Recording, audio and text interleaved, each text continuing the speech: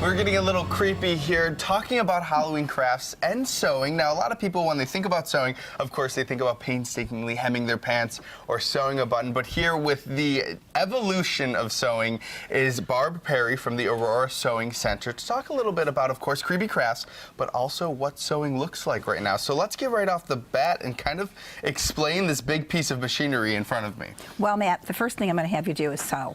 So I want you to just touch the little button on the side. All right. And just... Oh, wait, right sorry. there. Nope, that okay, turned the light that's off. turning off the light. Okay, I made a mistake. We just want to hit the button up front. Okay. That is a green light. Down. You know what? I should just get out there. And go ahead. Is there a light? How about you come over here? Okay.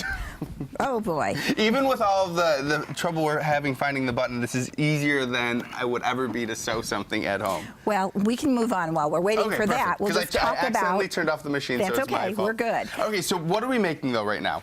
We're making little lace ornaments that create ghosts for your tree for Halloween. We've also made a little haunted house that is really cool. If you look, we have a spider right on the candle that we've glued to the candle and made it three-dimensional. And the spider is what we're making right now. Yes, so the we're machine is attempting to powered do back that. up. Yep, and we're just going to get ourselves ready. Unfortunately, we had a little glitch, but now we should be good. And we start.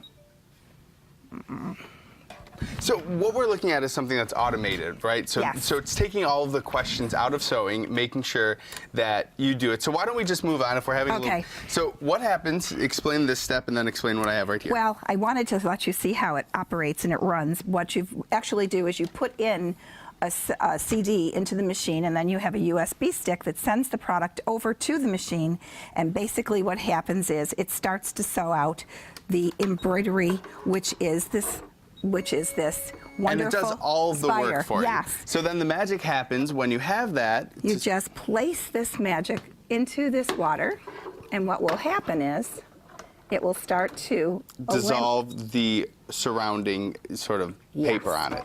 And when it's done, we'll just let that sit in there for a minute. All right. What happens when it's done is it creates completely your design. So when we start talking about sewing, you know, it sort of made life a little bit easier, all of these machines. Well, actually, it has. What we do in our location is we teach classes. We also have all kinds of events, which are clubs, and people come from all over to do this stuff.